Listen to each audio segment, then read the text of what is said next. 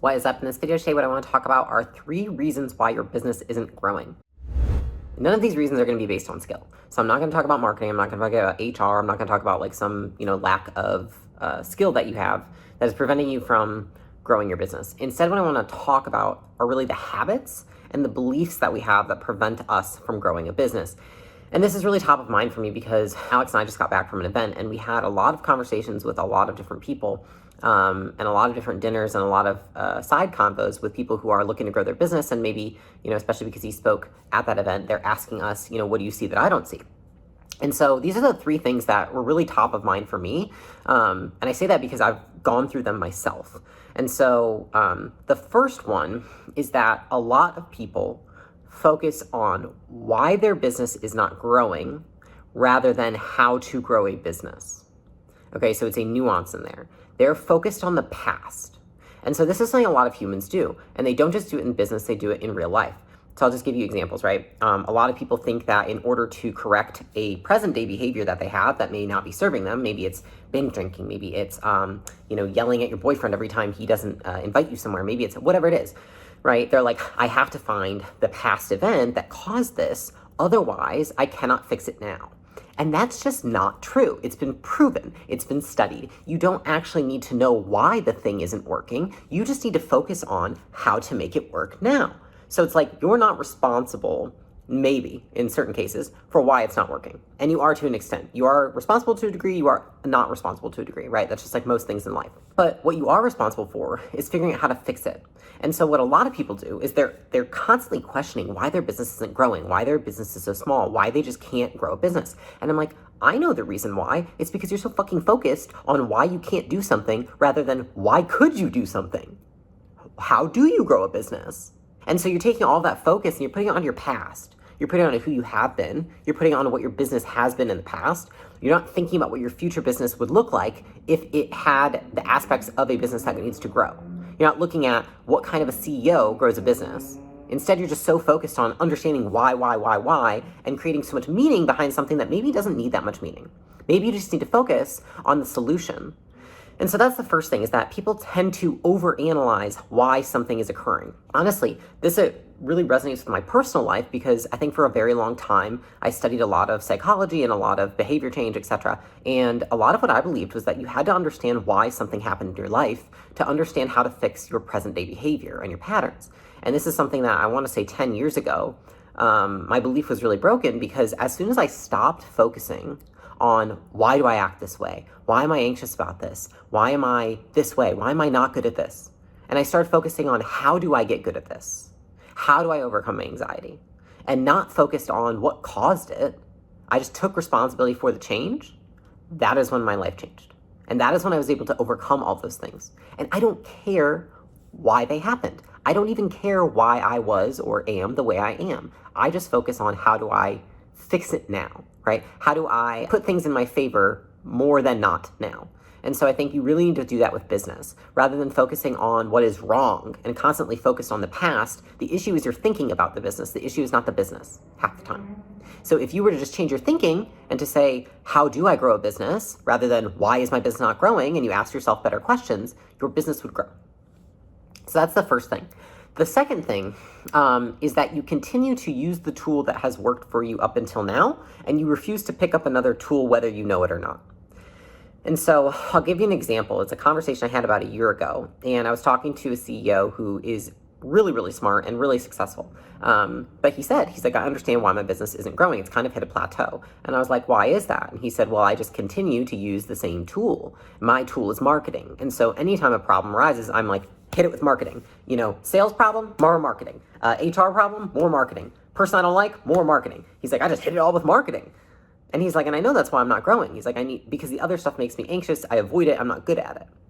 And so he continues to hit the same different problems with the same tool. So it's like if you are approaching a nail and you hit it with a hammer, but then you approach a screw and you hit it with a hammer.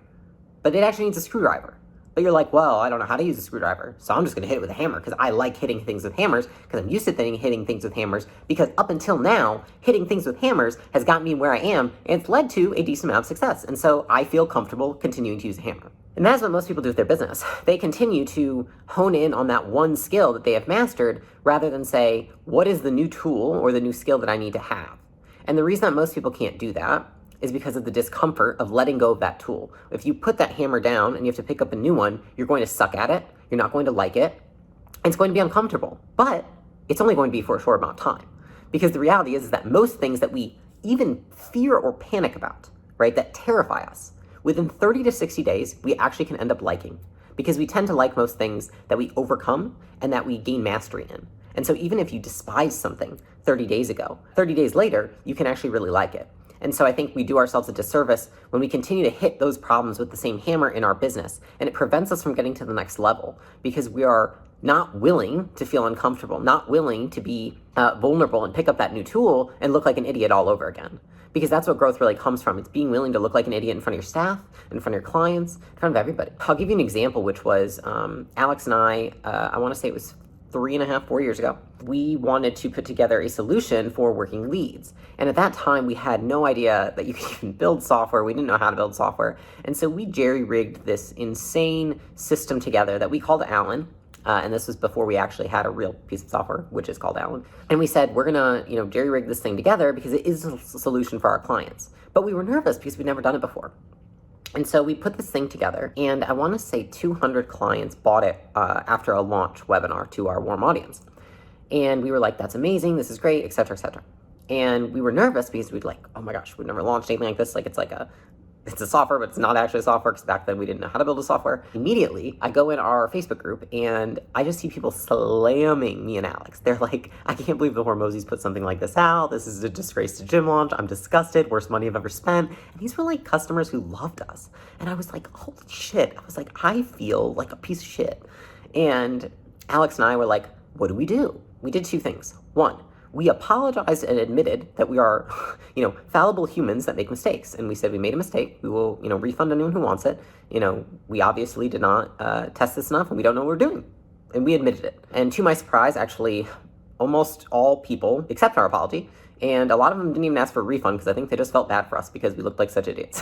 And the second thing that happened was that we didn't give up. We didn't say, hey, I'm going to go back to the hammer, right? We just said, I'm using a screwdriver, but I don't think I have the training to use a screwdriver. And so who does have training on how to use a screwdriver? And let's find them and let's do that. And that's what we did in order to actually build a real software, which we actually sold about 2 months ago. And so we didn't give up. And I think that's the biggest thing, is that a lot of times when we pick up that new tool, the reason we go back to the old one is because we think, well, I'm not even good at this new one. But you don't give yourself a chance, because you have to be willing to fail in order to succeed. And so we all know that subconsciously, but I think a lot of times in business, because the failure is so, we magnify it in our minds because we're like, oh, these customers hate me now. Oh, these employees think I'm an idiot now. You just have to get used to it. You have to build a frustration tolerance to knowing that people view you that way. And the reality is that nobody who is not willing to look imperfect in front of others is going to get anywhere in life. And if they do, they're probably going to crack later because they're trying so hard to look perfect, and that does not exist. And so that's the second piece, is you have to be willing to pick up the new tool. Now, the third one is that you have to know what goal you're optimizing for. And this came up a lot because in Alex's talk that he actually gave at this event, he talked a lot about focus. And for us, we built multiple businesses, and then we've kind of taken a lot of complexity out of our lives recently, and even sold one of those businesses, or a couple of those businesses, to just kind of simplify everything that we're doing. And a lot of people came up to us and said, I think I'd be making more money if I had less businesses. I've got 6, I've got 7, I've got 8, I've got 3. The question that I asked most people is, I said, well, what's the goal? Because the advice that I'm going to give somebody who wants to make the most amount of money versus the person that wants to enjoy what they do every day versus the person that wants family, work, life balance is all going to be different. And so I think a lot of times we actually tend to bang our heads against a wall that we're not hitting some arbitrary goal that is not actually our own. It's implanted in us from others and from society and from what we think we should do, and all these shoulds and musts that are not our own. And so, I should be at 8 figures. I should be at 9 figures. I should be able to make more money. I should be growing faster. Well, who the fuck knows? Where did those shoulds come from? They come from unrealistic expectations from society and from taking things at face value when nothing is at face value. Anytime anyone tells me anything about their business and they don't talk about anything that's bad, I immediately do not believe them. because that's not possible. Life is always 50-50. And so you can choose to ignore the bad or you can embrace it. And so I think that you have to be able to take inventory and say, what am I comparing myself against? And what do I really want for myself? Maybe, and this is a conversation I had with one entrepreneur who's really successful. He's like, I have, 5 businesses. He's like, but you know what I've realized in like talking to you and talking to Alex and thinking about it? He's like, I want to enjoy what I do. I love doing them all. And I don't really care if I make more money.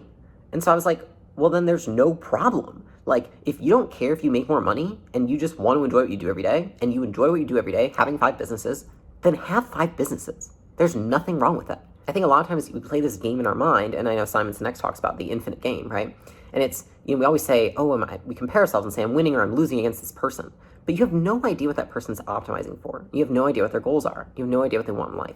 And so the same goes for business, is you have to ask yourself, what am I optimizing for? And if you are coaching people in business, you have to ask them what they're optimizing for. Because what I do notice a lot of people do is they just tell you what they did and what worked for them and how to optimize for their results. But what you really want to do is ask yourself, what results do I want to optimize for? What kind of life do I want? And if you're a coach, you have to be able to say, what are they optimizing for? Rather than what do I think they should do? Because maybe I wish I had done things that way.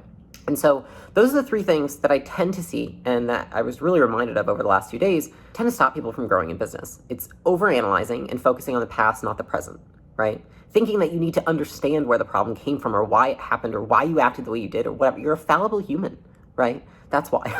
Second is you have to be able to pick up that new tool and put the other down and not be afraid of the consequences and the vulnerability that comes along with it. And then lastly is you have to know what you're optimizing for and understand that what you are optimizing for may not be what somebody else is. If you deep down know what your goal is, but you tend to optimize for what you believe your goal should be, you're constantly resisting yourself and you would just create this internal fight essentially in your head. And that's just not, it's not feasible for anybody. And so those are the 3 reasons that I tend to see why a business is not growing. If you find this content valuable, and if you want to hear more about why businesses don't grow, or more so why they can grow and how they can grow on the next video, then go ahead and hit subscribe, and I will see you on the next one.